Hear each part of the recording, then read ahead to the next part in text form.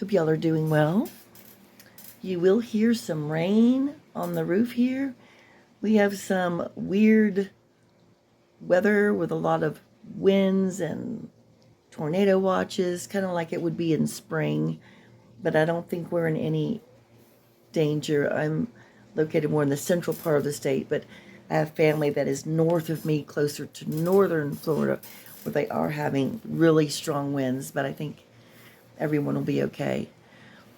But I am updating you on, I've been calling him Deborah, but I think it's Deobra, which makes more sense. But everybody was calling him Deborah too. Deobra Redden, who lunged at the judge who was trying to sentence him for other felonies, attacks, and so forth. And now, and he was a judge yesterday where Judge Holthus imposed the sentences she had originally intended to impose on him. Well, now today he's meeting with the judge who will preside over the attack on the judge. And it's, well, it's not battery, it's not attack. It looks like he's being charged with attempted murder. And the judge will read off the charges here shortly. But he's a little different attire today, still with a lot of big, strong men around him. I mean, definitely a lot of safety around. He doesn't have on, he has on the mitts, but he doesn't have the spit guard on. He has on a mask and everything. So that's the only thing that's the Hannibal Lecter Clarice thing is not on him today. But so we're going to listen to the judge speak to him, and also I usually like Court TV or Law and Crime. Both are excellent. And, to hear the experts, say what they think about it all. And also it looks like Redden's sister has come forward along with his foster mom, who was in there in the court during the attack. And the sister has stated that the system has failed him. And, it's a hard one because, well, I really do. I know I get on Darrell Brooks, but let's face it, he's just not an easy man. It's very easy to dislike him, let's put it that way. And I have empathy for mental health because I understand mental health, but I don't think mental health always means that you're going to attack somebody. But it sounded like to me, because when he appeared in court last Wednesday, when he attacked Judge Holthus, he was in street clothes. He wasn't in custody, and he beat the crap out of somebody with a baseball bat. Think back to Darrell, and I am kind of comparing him. Just think about it. If they had held him, he wouldn't have jumped his bail. He wouldn't have run over those people. He wouldn't have hurt Erica Patterson again. So those are the things you have to think about. But it's very hard. Because like I said, I do have empathy for people, but then it's like, at what point, what's the difference between the mental health and just getting angry, So that's, but I'll let you all decide. Let's go ahead and listen. And I also want to say, I really want to get these videos up quicker. And like the one yesterday, I was kind of excited because I got it on the same day and I had it uploaded and ready to go. But I think I've stated to you all before that with YouTube and the ads, that come on, I know they're annoying, but they do help give me a little extra money each month, and I appreciate that, and you all watching, of course. But you have to go through this thing where you rate your video, and of course, since it does show him leaping over the one yesterday, or the one I just posted, I should say, that I did yesterday, that I just posted, him leaping over the bench to attack the judge, I figured, well, you have to rate it and say, well, there could be some violence, but it's, I don't know. But YouTube is funny. They'll sit there and say, well, it may not be able to play suitable ads for being monetized. And so then I have to send a claim in, and then somebody does look at it from YouTube. I will say I'm pretty pleased because I put the video out last night and sent for it to review, and by the time I got home this afternoon, it had been reviewed and ready to put up. So I'm hoping this one, I would love to be able to get it up on the same evening, but probably it's going to end up on Wednesday. But I will stop prattling on. But I just wanted to explain to you, I like to try to get things up quick. I'm usually can't get it up quickly because of that. But hey, I'm trying. So let's go ahead and listen and see what they have to say to our fellow here.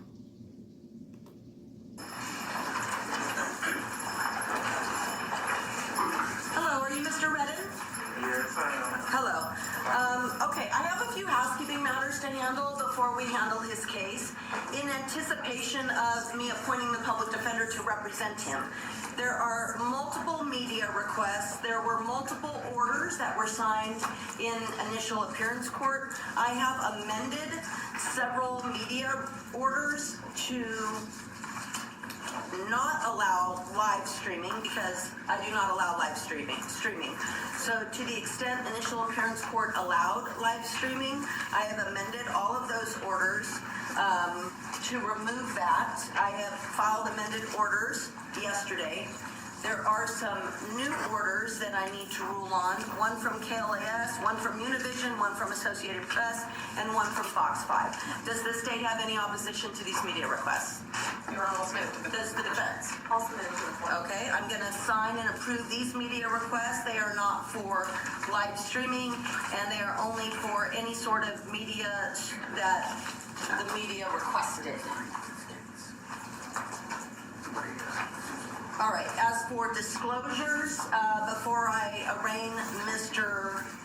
Redden, I want to disclose under Judicial Canon 2.11, Comment 5, that I do know Judge Mary Kay Holthus. I know her very casually and only professionally. I've never socialized with her outside, say, a professional event. I do, for instance, not know her phone number. I don't think she knows mine. We're not connected on social media. I've never worked at the district attorney's office, where I believe she worked for her entire career. Her daughter is a deputy district attorney on my track. However, the team chief has assured me that Kennedy Holthus will not appear on any of Mr. Redden's appearances. Therefore, I see no reason to recuse. However, I make those disclosures under Rule 2.11, Comment 5. Mr. Redden, have you been given a copy of the criminal complaint this morning? Yes, I have been given one. You're being charged with count 1, attempt murder, victim 60 years of age or older, a felony. Count 2, battery on a protected person resulting in substantial bodily harm, victim 60 years of age or older, a felony. Count 3, extortion by threat, a felony. Count 4, intimidating a public officer, a felony. Count 5, 6, 7, 8, and 9 are all battery on an officer, the same name victim. Oh, and by the way, I do not know any of the other victims named in the criminal complaint. Those are all felony offenses. Count 10, performance of act or neglect of duty and willful or wanton disregard of safety or persons of property resulting in substantial bodily harm or death, a felony. Battery on a protected person, count 11, that's a gross misdemeanor offense. Count 12, battery by a prisoner, a felony. Count 13, unlawful act related to human excrement or bodily fluid, a felony. All allegedly occurring on January 3rd of 2024. Do you understand these charges? Yes, I understand. Can you afford to hire a private lawyer at this? I just want to stop for a minute. I think it's good that she had to, disclose that she knew Judge Holthus. Doesn't sound like personally or closely, just more casually, and I guess her daughter is somehow connected. But it's a good thing to do that, because as you remember, those of you who watched Darrell Brooks, and he kept bringing it up, how Judge Darrow knew, I think it was either the father or the brother of one of the victims, I'm not sure, or used to work with him, I don't know what it was. And he just kept going on and on about that, trying to, make trouble. And I don't think that had anything to do with anything. I mean, we could clearly see what Darrell had done. And maybe in this case, what Mr. Redden has done. But, I mean, it is good to disclose that. Of course, I know they have to do that anyhow. But, you know, the court has to really, they've got a lot of things they have to do. And I do think about, it's like, did the system fail them? Well, we can say, did the system fail Darrell Brooks? The system, with Darrell Brooks' case, maybe this guy too, maybe the system failed the victims. Because if that other county that he was in had put him in jail or prison, the parade attack wouldn't have occurred. So there are things you gotta, you know, we all have to think about. But that was just something, my thought, you know, that's just my thought, opinion. But I do have compassion for people, but it's like, dude, you know, if that was your mom or whatever, you would be pretty upset, I think. So let's continue on here. This time. I'm sorry? I'm trying to, Can you afford to hire a private lawyer of your own expense and choosing? no, not at this time. Are you a veteran or a member of our military? No. I can appoint a lawyer from the Public Defender's Office to represent you. Thank you, Your Honor. And prior to Your Honor calling the case, I did, as a friend of the court, talk to Mr. Redden about his right to a Valdez-Jimenez hearing. I know that he did not have one in initial appearance court. However, he's going to be choosing to waive the prompt hearing given the circumstances that happened yesterday in district court where he's already been sentenced in his other case. Okay, so he was sentenced? Correct. Okay, was he sentenced to jail or prison? Correct. But Okay. 19 and 48. Okay. So he's, he 19 to 48 understood that months. and said that he's not trying to have the hearing today. Okay, that's fine, and I'll canvass them on that. My only issue is I think what has happened is some standard bail figures have carried over since booking. So by the time he sees a judge, he is entitled to a Valdez-Jimenez hearing, but it is at that point that the court sets release conditions. So I'm removing the standard bail numbers that were only assessed at booking, frankly, until he sees a judge. And given the attempt murder charge of count 1, that is a set in court bail. So the standard bail numbers will be removed. It will be replaced with a set in court bail or release condition. He is entitled to a Valdez-Jimenez hearing within 48 hours unless good cause shown. But you say, Mr. Redden, Ms. Medina tells me that without waiving a bail hearing completely, you're at least willing to waive it for now because you have some other issues you have to handle. Do you understand and agree with this? Yes, I'm 19 and 48. Okay. All right. So I wanted to say one more thing. So you see this guy, I'm just pointing right here. This guy right here has his hand on his arm. I wonder, and then that lady there who's in the green, I guess she's an attorney or something, but something, I don't know, an advocate or something. But anyhow, you got all these marshals around him. But do you wonder, like, are they kind of flinching, or is she trying, that lady there trying to, is she flinching when the judges, all of the judges did sound very pleasant and saying, you know, but when she's saying things like attempted murder, is that going to, like, you're just wondering if they're sitting there 10-step ready. Is like, is something she's going to say, get him going, and he's going to lunge, and we're going to have to hold him. I mean, if I were that lady there, I'd be kind of like, I'd be a little bit worried. I don't know. That was a really scary thing. I mean, I'm so glad that people weren't more seriously injured, but the first time I saw it, it was very disturbing. And thankfully, it was not a lot worse. But okay, here we go. he'll just be on a set in court bail unless further ordered by the court. We need to set his preliminary hearing. Would you like that set within 15 days?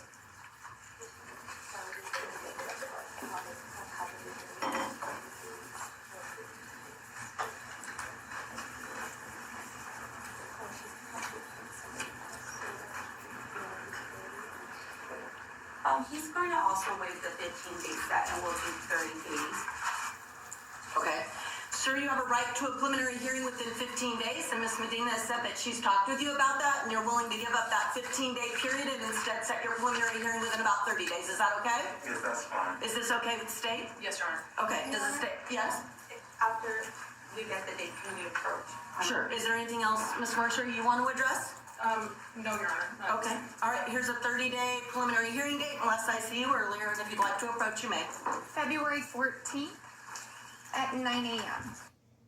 February 14th, preliminary Completely hearing. different scene inside of that courtroom. courtroom than we saw before. Just the distance between the defendant and the judge. Let's bring in our guest standing by for this hour. First, someone with a personal connection to the Las Vegas courtroom here in studio. Crime and Justice correspondent Matt Johnson is with us.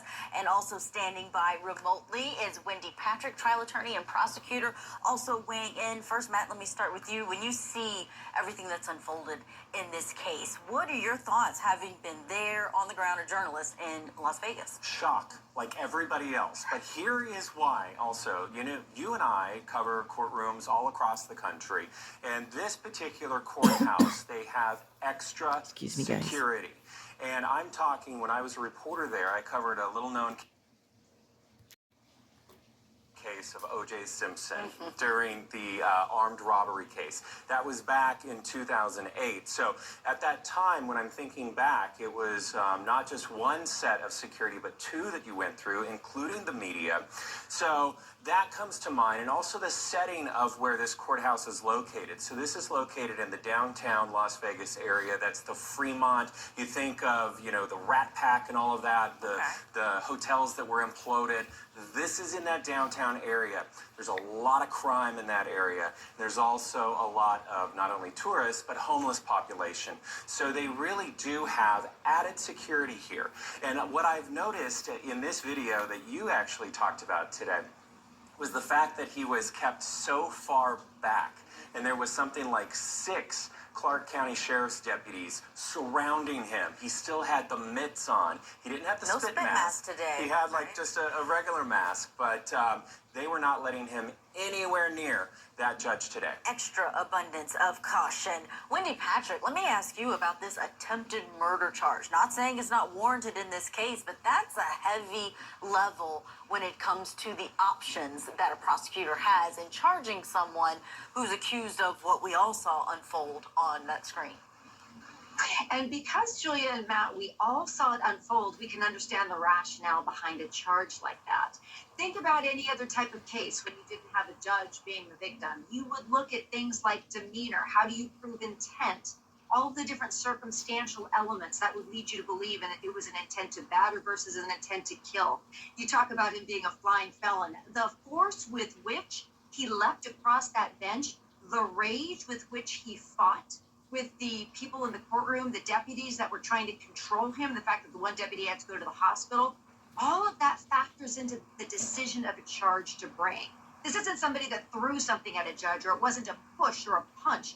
So when you look at all of that together, and like we always say, a picture may be worth 1,000 words, but a video is priceless in establishing some of those foundational elements. And the prosecution felt that it fit here, and sure enough, that was the charge. That was actually the charge many of us felt would be coming, given the scene that we saw unfold in that courtroom. So no battery, no assault, none of those things that he had been previously charged and convicted with. This is a much heavier charge that he is going to be now having to face. You described that video so well. Let's listen back to that moment that so many people have seen, but this leap and this attack on the judge. Any other issues that may arise from the events that occurred last Wednesday will be handled at a future date by a different court. For purposes of the record, I want to make it clear that I am not changing or modifying the sentence I was in the process of imposing last week before I was interrupted by defendant actions. In accordance with the laws of the state of Nevada, this court does now sentence you in addition to the $25 administrative assessment fee, $150 DNA fee, the $3 DNA administrative assessment fee, and $250 indigent defense fee, 19 to 48 months in the Nevada Department of Corrections. All right, that was post-attack. That was how he was subdued after the fact.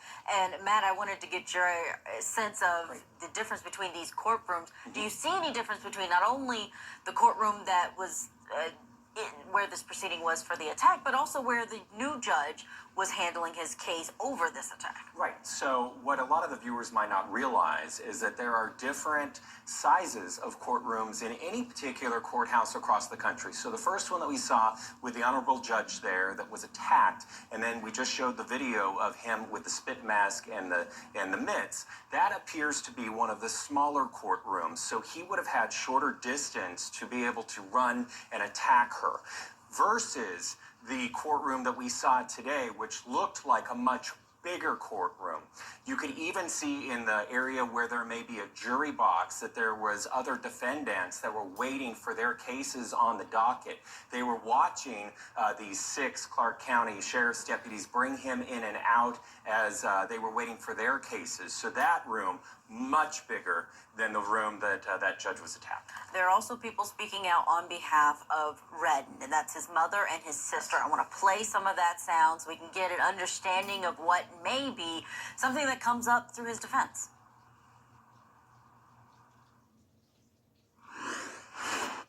Tell us about your brother and the brother that we haven't seen. You know, who is he like? What is he like? And how did he get in this situation? Well, he's basically born with mental illness. He was born with crack cocaine in his system.